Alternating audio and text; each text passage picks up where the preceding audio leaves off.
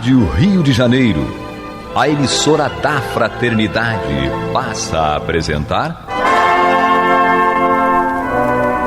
Luz na Penumbra, programa que leva ao seu coração a mensagem da doutrina espírita.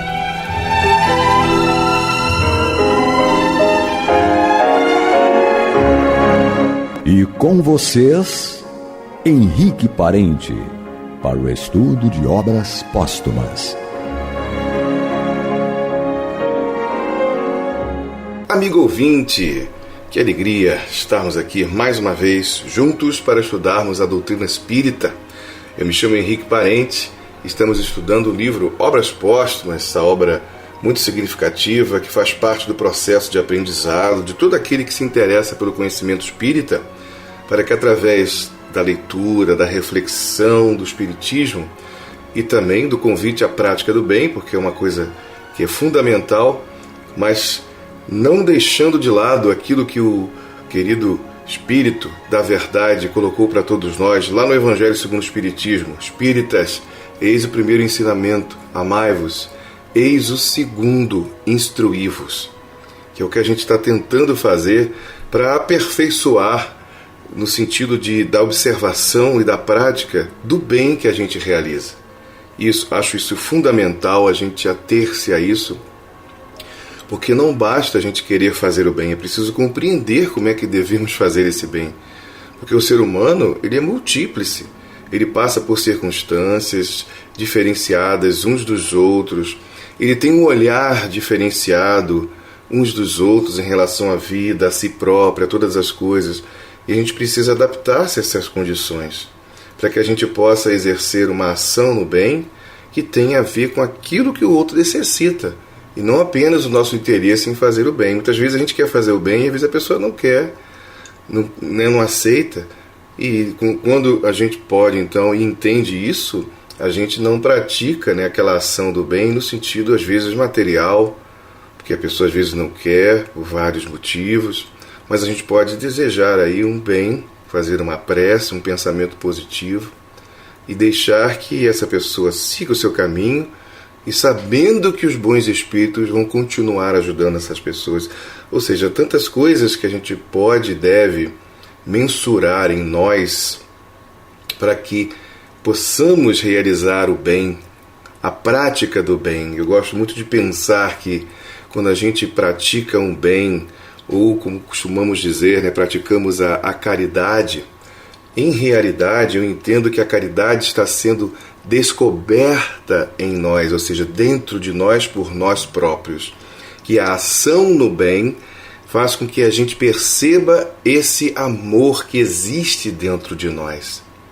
Então olha que coisa linda nessa ação divina que faz com que os seus filhos, que somos todos nós, possam descobrir um valor, um sentimento tão superior e que não está fora de nós, está dentro de nós.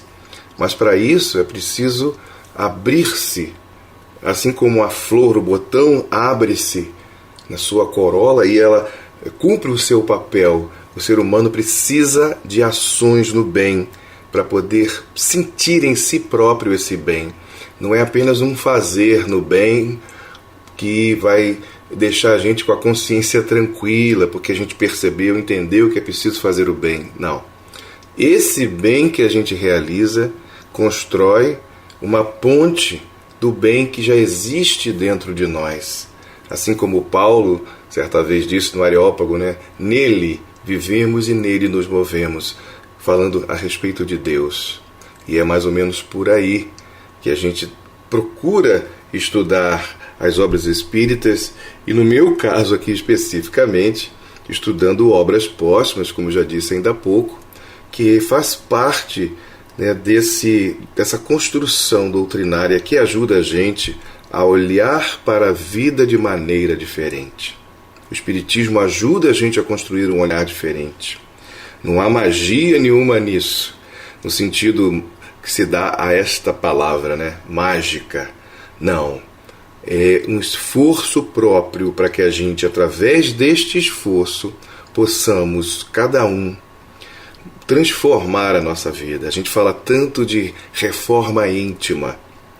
E essa reforma íntima acontece a partir da própria evolução espiritual, que tem a ver com a evolução da nossa percepção e a modificação do nosso olhar diante da vida e as nossas ações vinculadas a uma prática do bem sem o devido interesse. Quando a gente pensa em fazer alguma coisa em troca de outra coisa. Quando a gente vai descobrindo que fazer o bem é muito, mas muito bom. Muito bom mesmo. Por isso estamos aqui. Então, nem sempre todo o ensinamento espírita ele caminha ali falando especificamente das questões morais vinculadas aí no sentido da prática do bem, mas no sentido moral, no sentido dos costumes. E quando a gente pensa em costume, a gente pensa em tudo que envolve e afeta os nossos costumes. Então, quando a gente está aqui estudando, como nesse caso, a respeito do perispírito e suas manifestações, as variadas manifestações, a gente está procurando compreender como nós funcionamos, porque nós é que temos esse perispírito. Todas as coisas possuem, né, um corpo espiritual próprio, todos os seres da natureza possuem isso.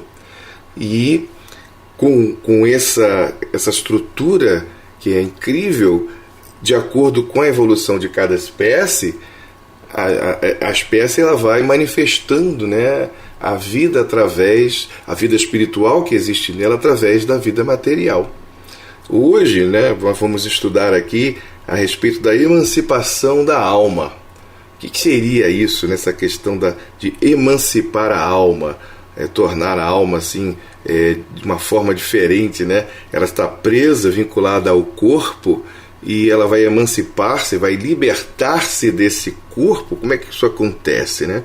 Então estamos no parágrafo 4º, no item 24, que fala disso aí. Então vamos lá.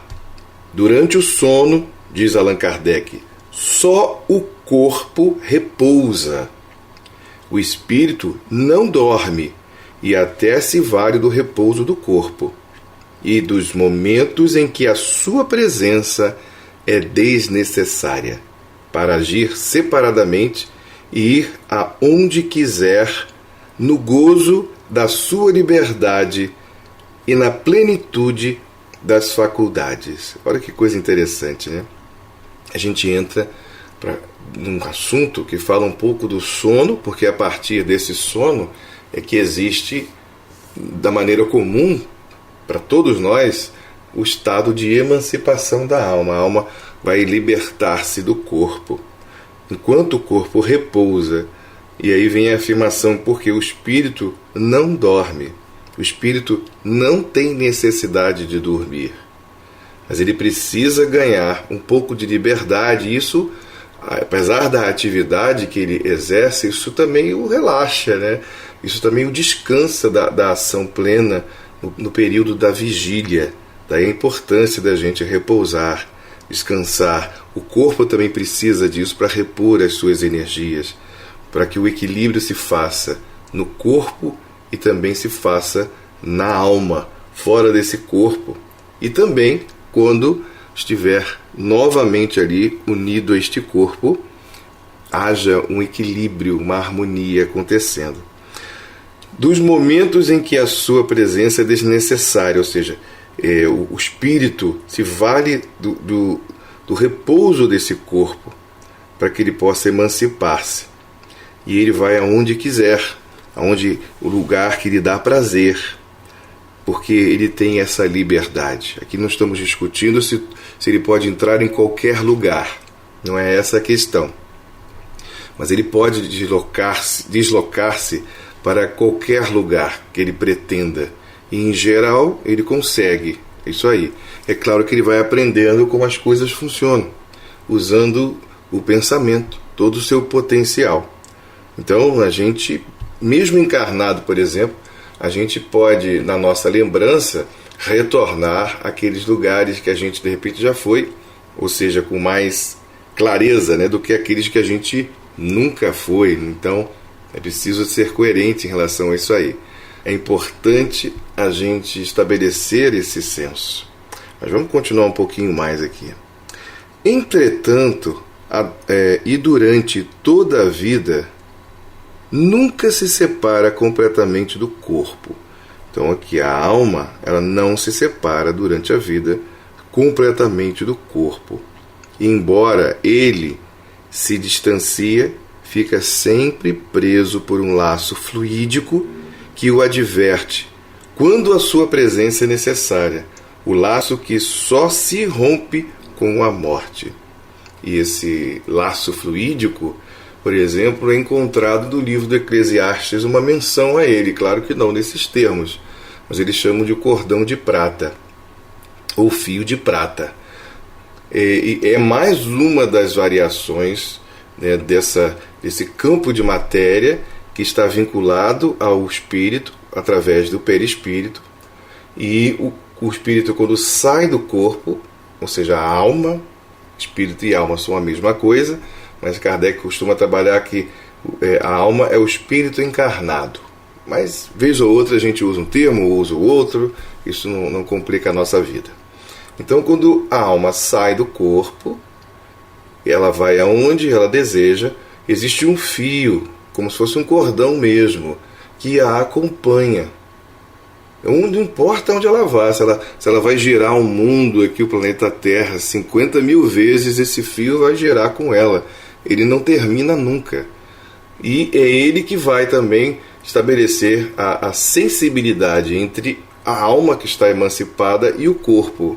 Se alguma coisa perigosa, por exemplo, acontecer, estiver prestes a acontecer com o corpo, algo assim, ou alguém vai até a pessoa que está dormindo e chama, esse fio, esse cordão fluídico, né, ele vai avisar ao espírito que volta imediatamente a uma velocidade absurda, instantânea, por conta do que teria, né, ou que viria a acontecer. Então é algo que deixa a gente assim a refletir, né, em que coisa interessante que acontece com a relação do perispírito e do corpo enquanto estiverem unidos um ao outro. Isso é fundamental a gente estabelecer isso aí. E como lemos ainda há pouco, como Kardec diz, esse laço ele só vai se romper com a morte. O sono liberta, em parte, a alma do corpo, continuando o texto, né? Quando se dorme, entra-se por momentos no estado que é permanente depois da morte, porque a emancipação leva a gente para a condição do espírito desencarnado, mesmo estando encarnado. Então esse local, esses lugares vinculados aí à vida espírita, como é chamado, a gente vai viver definitivamente desse lugar depois da morte do corpo, que é o lugar, em tese, né, que estávamos antes da reencarnação. Os espíritos que, por ocasião da morte, se libertam logo da matéria, tiveram durante a vida sonos inteligentes. Olha que coisa curiosa, né? Esses espíritos que se libertam mais rápido, de maneira mais tranquila, são aqueles que tiveram durante a vida sonos inteligentes. Quando dormem, vão procurar a companhia de outros seres que lhes são superiores, com os quais viajam, conversam e se instruem. Trabalham mesmo em obras que, ao morrer, já encontram terminadas. Isto deve ensinar-vos, uma vez mais, que não deveis temer a morte, pois que vós morreis diariamente, como já o disse um santo varão. É um exercício mesmo, né? O sono é um primo irmão da morte. Todo dia nós, entre aspas, morremos, porque todos os dias, todas as pessoas em geral passam pelo processo de emancipação da alma. Claro que existe aí uma variação das condições, da consciência, da liberdade, que se limita ou se amplia de acordo com o estado espiritual que cada um né, exerce no momento. Mas, a grosso modo, né, como dizemos, ou costumamos dizer, é um estado que leva a gente, né, ao outro semelhante, né, à morte em si mesmo.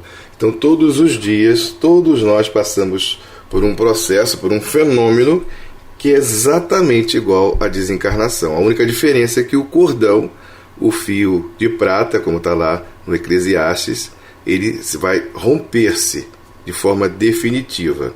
Então, é algo que faz a gente pensar, né, do quanto nós estamos mais próximos da vida espiritual do que imaginávamos.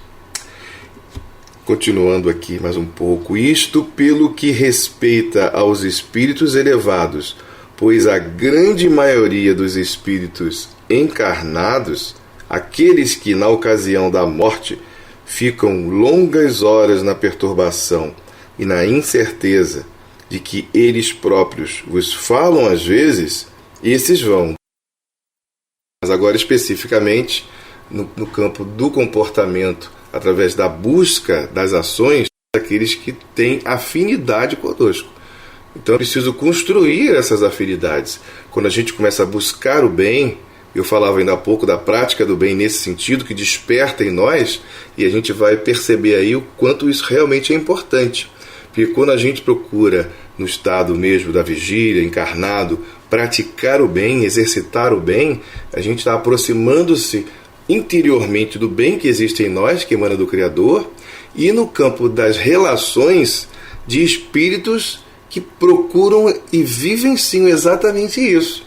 Então, após a nossa desencarnação, nós vamos encontrar esses espíritos e vamos continuar o trabalho. E durante a nossa encarnação, no estado de emancipação da alma, vamos também encontrar esses espíritos através de tarefas, de trabalhos do bem, que existem aos montões por aí, e além disso também exercer práticas de estudo, de reflexão, pesquisas que vão ajudar a gente na vida útil do dia a dia, da vigília. Olha que coisa bacana. Mas, e aí a contrapartida daqueles que se na vida material se aliam e buscam somente as coisas mundanas, exclusivamente mundanas, sem nenhum vínculo com coisas superiores, eles correm sim esse risco de, e às vezes até conscientes, porque fora do corpo é isso que eles querem e desejam, e vão encontrar espíritos semelhantes a eles, ou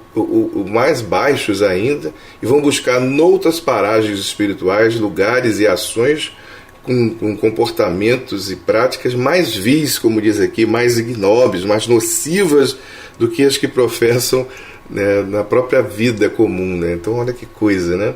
Que coisa curiosa que Kardec traz para a gente através dessas orientações. A origem da simpatia entre os habitantes da Terra está justamente no fato de, ao despertarem, sentirem-se presos pelo coração aqueles com quem acabam de passar 8 ou 9 horas de felicidade e prazer. O que explica também essas simpatias, invencíveis entre eles, é o saberem intimamente que as pessoas por quem as sentem possuem consciência diversa da sua e as conhecem mesmo sem nunca as terem visto com os olhos do corpo, falando melhor.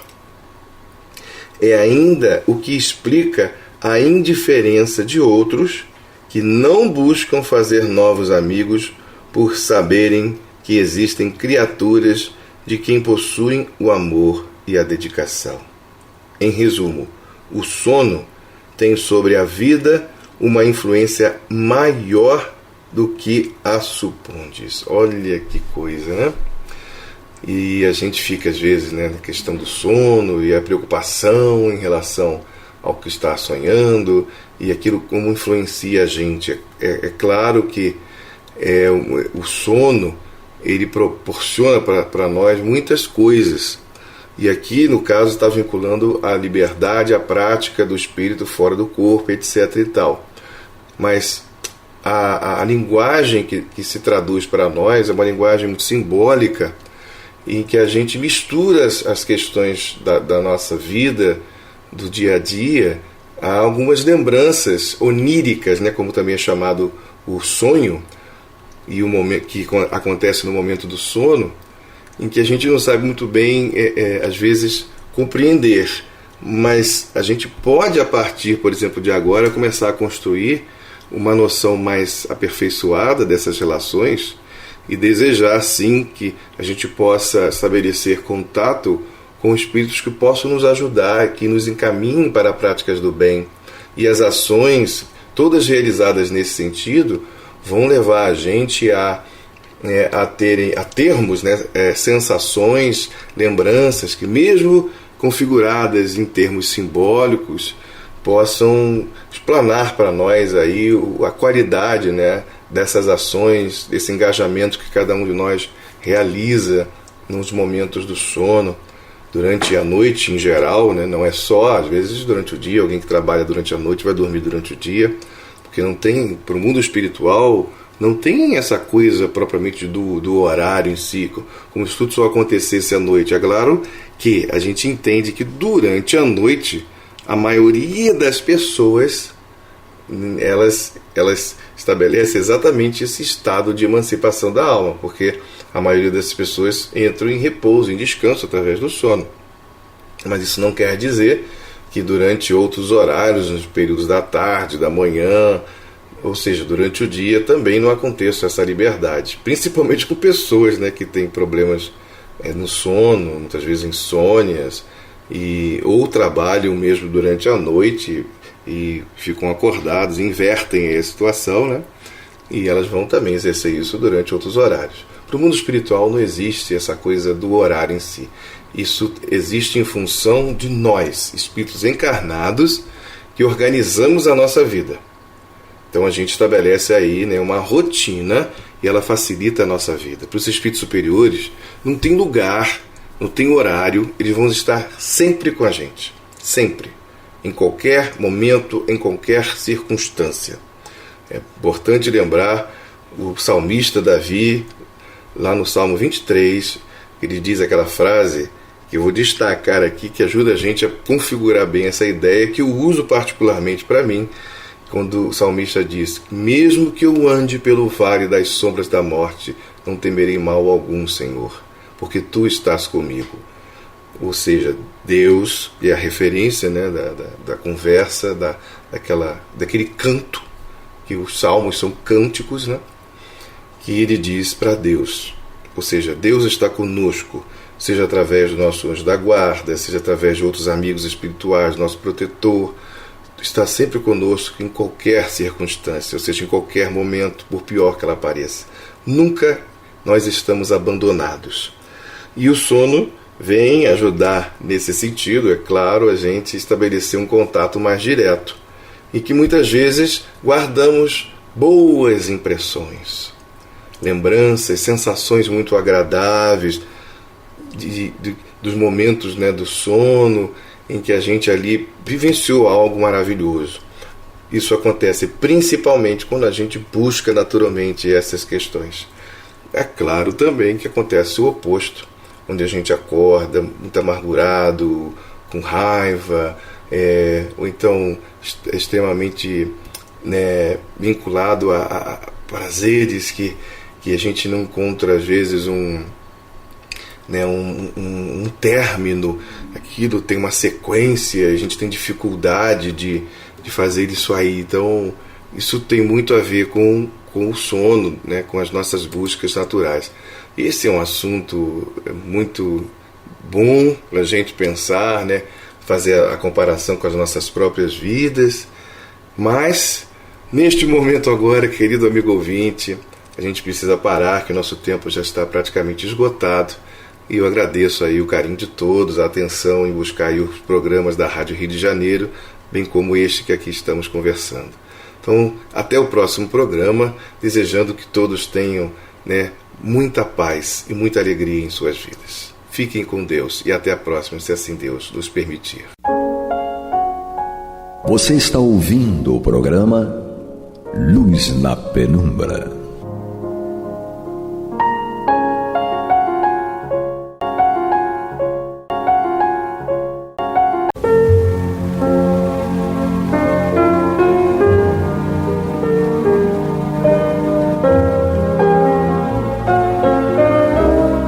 A Rádio Rio de Janeiro está levando ao seu lar e ao seu coração a mensagem consoladora da doutrina espírita, através do programa Luz na Penumbra.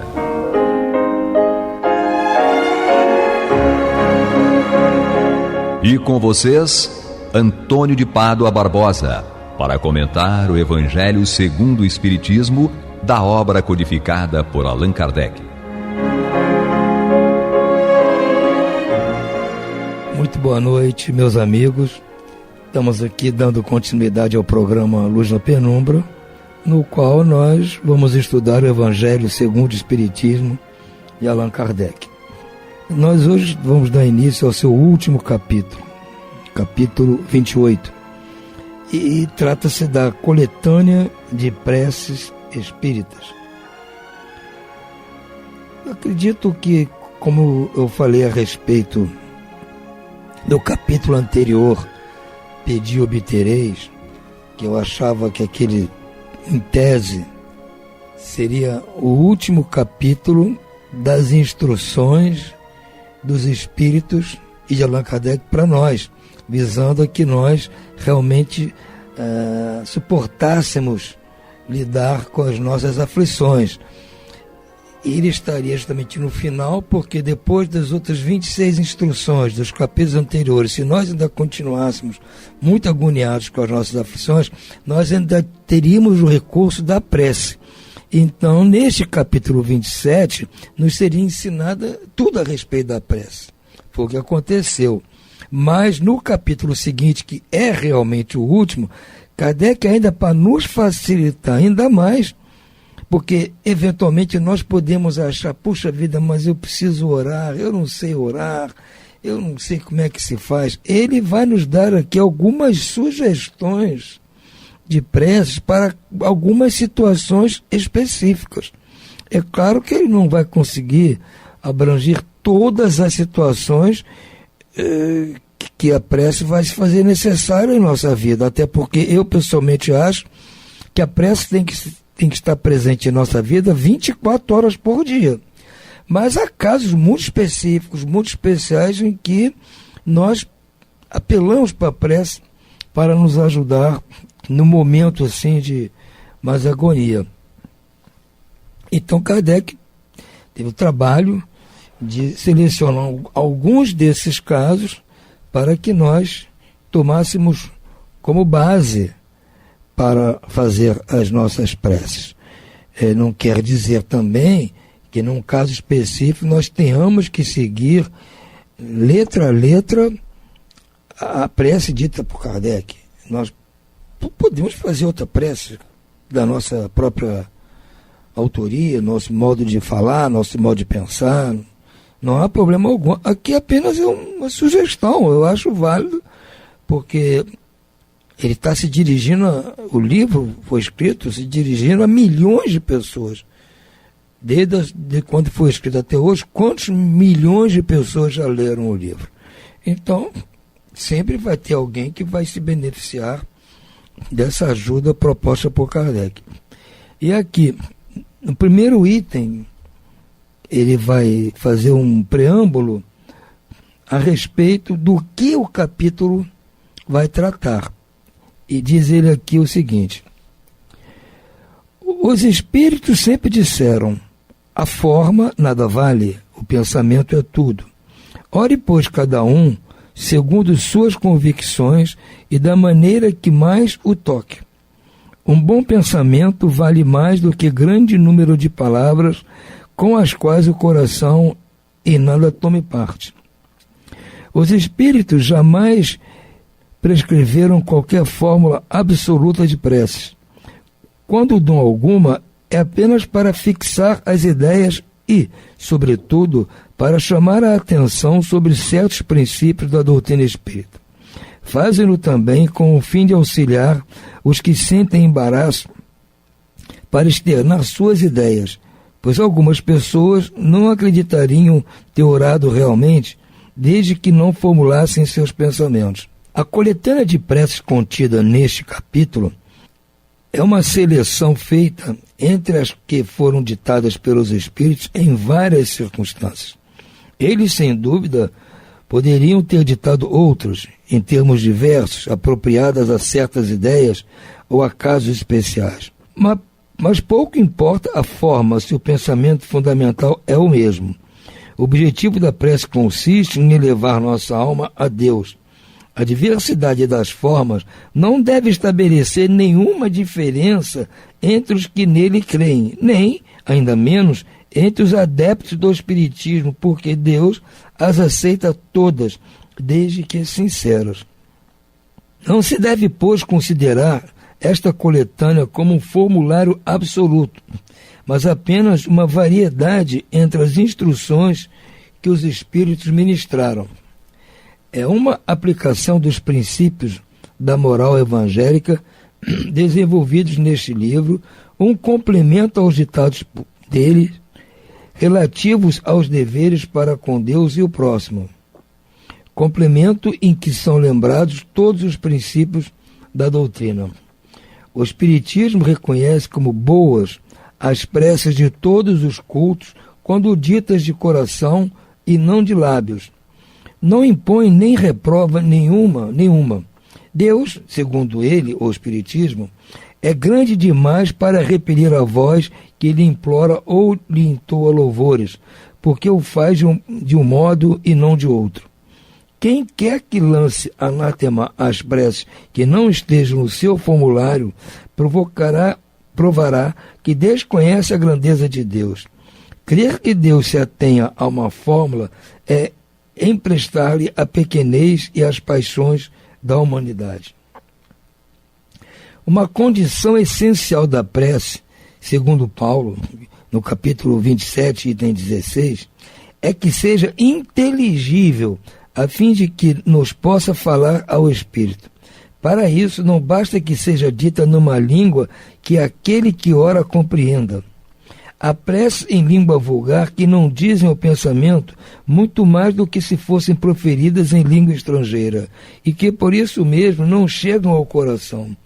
As raras ideias que elas contêm quase sempre ficam abafadas pela superabundância das palavras e pelo misticismo da linguagem.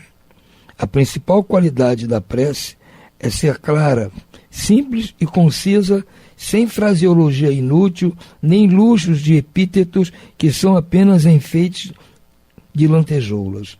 Cada palavra deve ter seu alcance próprio, despertar uma ideia, mover uma fibra. Numa palavra, deve fazer refletir. Somente sob essa condição a prece pode alcançar o seu objetivo. De outro modo, não passa de ruído. Entretanto, notai com que ar distraído e com que volubilidade elas são ditas na maioria dos casos. Vêm seus lábios a mover-se, mas pela expressão da fisionomia, pelo som mesmo da voz, reconhece um ato maquinal, puramente exterior, ao qual a alma se mantém indiferente. As preces nesta coletânea estão divididas em 5 categorias: preces gerais, preces para si mesmo, preces pelos vivos, preces pelos mortos, preces especiais pelos doentes e obsidiados. Com o propósito especial de chamar a atenção sobre o objeto de cada prece, de tornar mais compreensível o seu alcance, todas vêm precedidas de uma instrução preliminar, de uma espécie de exposição de motivos sob o título de prefácio. Como sempre, Kardec é muito claro, objetivo e facilita o nosso trabalho. Ele não chegou simplesmente, publicou aqui uma série de preces que a gente lesse e tudo mais. Não, ele fez aqui esse preâmbulo justamente para nos explicar o que o levou a fazer esse capítulo. Qual o objetivo dele em nos trazer essas preces? Muito bem explicado e detalhado, e nos relembrando coisas a respeito da prece que nós não podemos nos esquecer. Então, vamos ver aqui novamente o que ele nos traz neste preâmbulo. Diz ele aqui: os espíritos sempre disseram, a forma nada vale, o pensamento é tudo. Então, qualquer que seja a prece que façamos sozinhos, junto com outras pessoas, em voz alta, em pensamento, não importa. O que vale é o pensamento que nós estamos tendo no momento da prece. Eu ainda digo mais, o que importa é o nosso sentimento naquele momento. Não é a forma da prece, nem as palavras que estão sendo usadas. Ore, pois, cada um segundo suas convicções e da maneira que mais o toque. Então, cada um tem que orar da sua maneira mais conveniente, do seu modo, da maneira que mais o toque, que faça o seu sentimento realmente se expandir. Um bom pensamento vale mais do que grande número de palavras com as quais o coração em nada tome parte. Então, o que está dizendo? O pensamento nosso durante a prece vale muito mais que um grande número de palavras que possamos estar usando. Palavras com as quais o coração em nada toma parte, ou seja, o nosso sentimento não toma parte. Como eu disse, importante também é o nosso sentimento, é a razão de tudo, é o início de tudo, é o nosso sentimento. O pensamento é uma forma de expressar aquilo que nós sentimos. Os espíritos jamais prescreveram qualquer fórmula absoluta de preces. Também é importante saber isso. Não existe prece formatada por qualquer espírito. Quando dão alguma, é apenas para fixar as ideias e, sobretudo, para chamar a atenção sobre certos princípios da doutrina espírita. Fazem-no também com o fim de auxiliar os que sentem embaraço para externar suas ideias, pois algumas pessoas não acreditariam ter orado realmente desde que não formulassem seus pensamentos. Então, há pessoas que têm um certo embaraço e não confiam nem naquilo mesmo que elas estão usando para orar. Então, os espíritos vêm nos auxiliar, trazem eventualmente alguma prece para nos facilitar. Mas não existe por parte deles nenhuma prece elaborada especialmente, que tem que ser seguida, tem que ser repetida. Não é assim.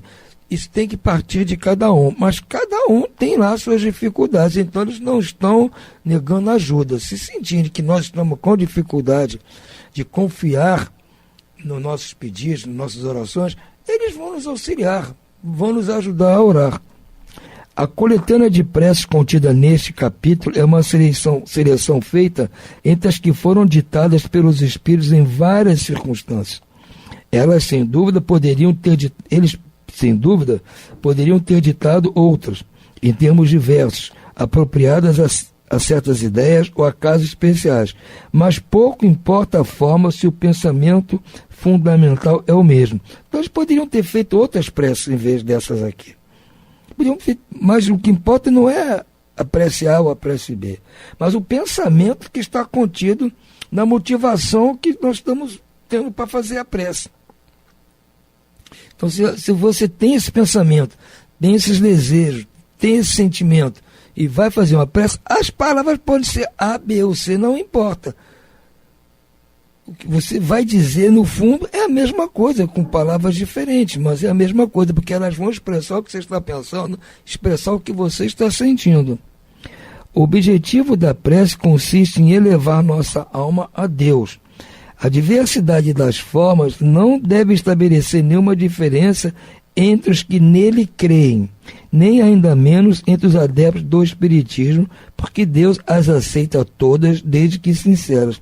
Então, se o objetivo da prece é nos elevar até Deus, as diversas formas de você fazer a prece não vão interferir nessa ligação com Deus. Principalmente para aqueles que creem em Deus realmente. E ainda menos naqueles que são adeptos do Espiritismo. Nós sabemos que a nossa ligação com Deus é muito mais íntima do que as palavras. Nós somos parte de Deus. Ele nos conhece, está conosco o tempo todo. Então, não são as palavras que vão interferir. A maneira de nós falarmos não vai mudar em nada o que Deus sente por nós. Porque ele diz aqui, porque Deus as aceita todas as formas de fazer prece, desde que sejam sinceras. Então não importa a forma que você vai fazer, desde que haja sinceridade. Não se deve, pois, considerar esta coletânea como um formulário absoluto, mas apenas uma variedade entre as instruções que os Espíritos ministram. É uma aplicação dos princípios da moral evangélica desenvolvidos neste livro, um complemento aos ditados deles, relativos aos deveres para com Deus e o próximo, complemento em que são lembrados todos os princípios da doutrina. O Espiritismo reconhece como boas as preces de todos os cultos. Isso é importante, nós sabemos bem. Quando ditas de coração e não com os lábios. Então, prece feita por qualquer pessoa de qualquer culto é importante, desde que não sejam preces só nos lábios, sejam preces com profundidade do coração. Não impõe nem reprova nenhuma. Deus, segundo o Espiritismo, é grande demais para repelir a voz que lhe implora ou lhe entoa louvores. Então Deus não está se importando de que culto você é. Ele não vai fazer distinção.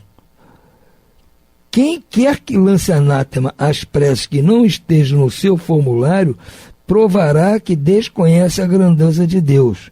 Crer que Deus se atenha a uma fórmula é emprestar-lhe a pequenez e as paixões humanas.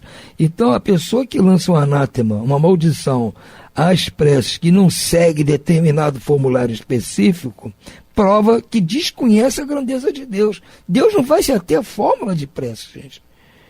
Acreditar que Deus se atenha a uma fórmula de prece é dar a Deus a pequenez das nossas paixões humanas. É rebaixar Deus ao nosso nível. Nós temos esse costume. Deus não pode ter assim. Uma condição essencial da prece, segundo Paulo, é que seja inteligível, a fim de que nos possa falar ao Espírito. Para isso, não basta que seja dita numa língua que aquele que ora compreenda. Há preces em língua vulgar que não dizem ao pensamento muito mais do que se fossem proferidas em língua estrangeira. E por isso mesmo não chegam ao coração. Então, assim, as pessoas podem ter alguma diferença, porque a prece está em outro idioma, está em latim, então, mas tem preces feitas no nosso próprio idioma, com palavras super complicadas, e que não tocam o coração de quem está ouvindo. Então, as preces têm que se fazer com palavras simples, palavras que todos entendam. A principal qualidade da prece é ser clara, simples e concisa, sem fraseologia inútil, nem luxo de epítetos que são apenas enfeite de lantejoulas. É isso aí. Cada palavra deve ter seu alcance próprio, despertar uma ideia, mover uma fibra. Numa palavra, deve fazer refletir. Somente sob essa condição, a prece pode alcançar o seu objetivo, de outro modo, não passa de ruído. Entretanto, notai com que ar distraído, com que volubilidade elas são ditas na maioria dos casos. Vêem-se os lábios mover-se, mas pela expressão da fisionomia e pelo som mesmo da voz, reconhece um ato matinal, puramente exterior, ao qual a alma se mantém indiferente. Ele está dizendo, quer dizer, às vezes a pessoa mostra no seu rosto, quando está fazendo a prece, que é uma coisa maquinal. No tom de voz, está repetindo aquilo mecanicamente. Então nós temos que pensar bem, antes de orar, respirar fundo, nos concentrar e orar calmamente, simplesmente, singelamente, sem palavras complicadas, sem rebuscamento, sem nada disso, gente. E se estivermos orando para outras pessoas, junto com outras pessoas estão ouvindo, é mais um motivo para falarmos de forma clara, objetiva, expressando aquilo que realmente nós estamos sentindo e aquilo que realmente nós estamos pensando. Então, essa é a ideia da prece. Com o propósito especial de chamar a atenção sobre o objetivo de cada prece e de tornar mais compreensível o seu alcance, todas as preces que vão ser mostradas aqui neste capítulo são precedidas de uma instrução preliminar, de uma espécie de exposição de motivos sob o título prefácio, ou seja, antes de cada prece, Kardec vai nos explicar direitinho o contexto em que aquela prece deve ser usada. Isso é muito importante. Você prece para os mortos. Bom, ele vai explicar primeiro como se trata. Prece para alguém que perdeu um ente querido. Então ele vai contextualizar a situação para nós entendermos bem o que está acontecendo, para aí sim nos dar uma sugestão de prece. Há alguns itens aqui que ele vai fazer até mais de uma, para o mesmo caso até mais de uma prece. Isso mostrando que as palavras podem mudar, mas o que importa é o objetivo, que é baseado no nosso pensamento e no nosso sentimento. Então no próximo programa nós vamos dar início efetivamente a essa coletânea de preces. Fiquemos todos agora com Deus. Muito boa noite, que todos tenhamos uma noite abençoada e muita paz. Até o próximo programa.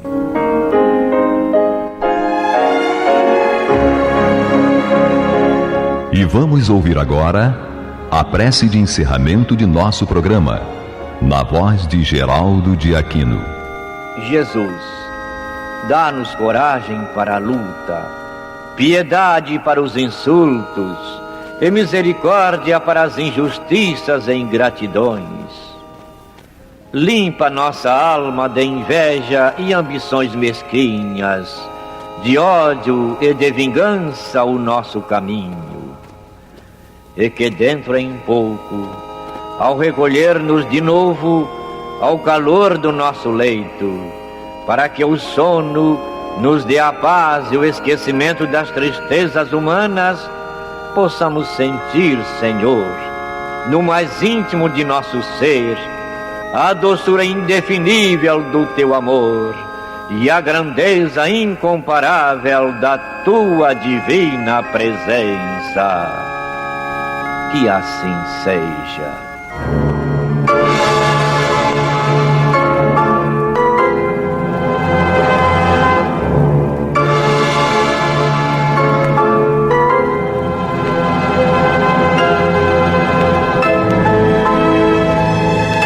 Acabamos de apresentar o programa Luz na Penumbra, que voltará a ser apresentado amanhã às 21 horas nesta emissora.